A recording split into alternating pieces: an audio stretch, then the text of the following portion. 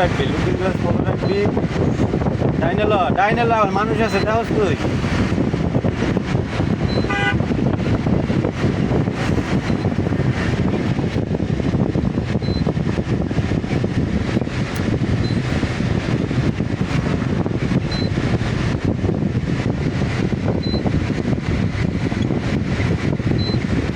সবসময় looking glass follow রেখে চালাবি। আর বিশেষ করে তোর যখন 1/1 রোডে চলবে তখন তো দোনোটাই ফলো করতে হবে।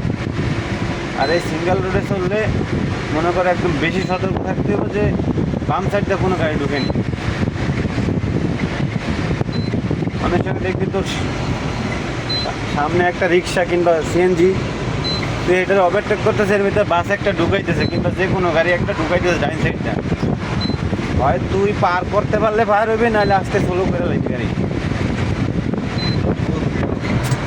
নাহলে ওই উঠটাই চাপ দিব তোরে।